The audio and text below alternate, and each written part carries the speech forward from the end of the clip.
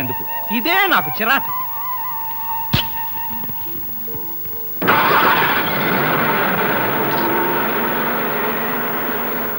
Taxi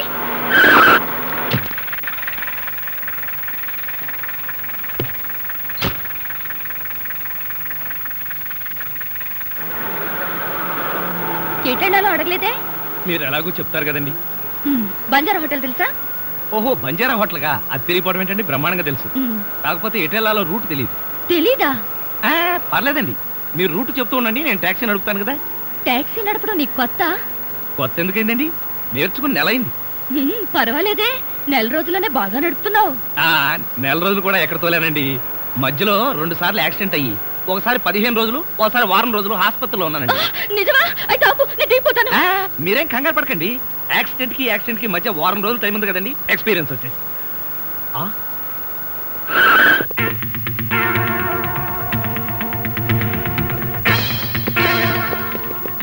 ఒకేసారి ఇంతమంది కస్టమర్లా నా టాక్సీలో పట్టరు గాని ఏదైనా ఇసుక లారీ చూసుకోండి.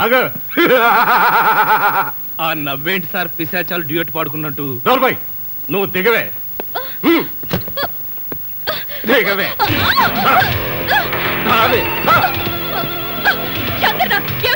దౌర్జన్యం కాదు, నీ పొగరణించడానికే ఇక్కడ దారి కాచారు.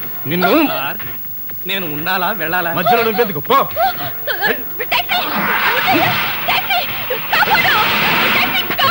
ఎవడే నిన్ను కాపాడేది? వదలటానికి కదా క్యాచ్ చేసింది. ఆ రోజు అందరి ముందు చెంపదెబ్బ కొట్టి అవమానించావు. ఈ రోజు నీ బట్టి మీద బట్టలన్నీ తీసి చెకింగ్ చేయిస్తాం. ఎవరు వస్తారో చూస్తాను.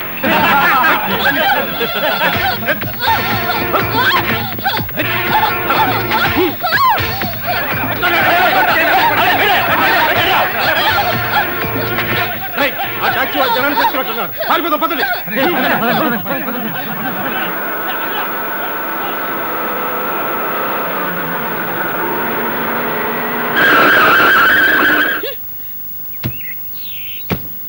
నన్ను ఒంటరిగా రౌడీలకు వదిలేసి సిగ్గు లేకుండా పారిపోయావు. మళ్ళెందుకు వచ్చావు?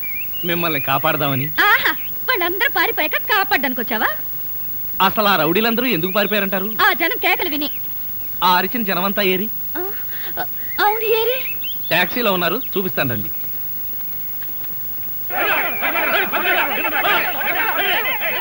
వీళ్ళే ఆ జనం.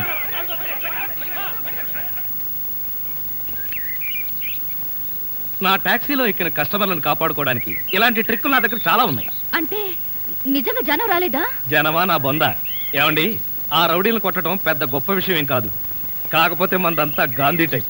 అబ్బో, నా గురించి చెప్పాలంటే నాచారం చిరవంతుంది. ఇప్పుడు కష్టం, మీరు కూర్చుని రూట్ చెప్పండి.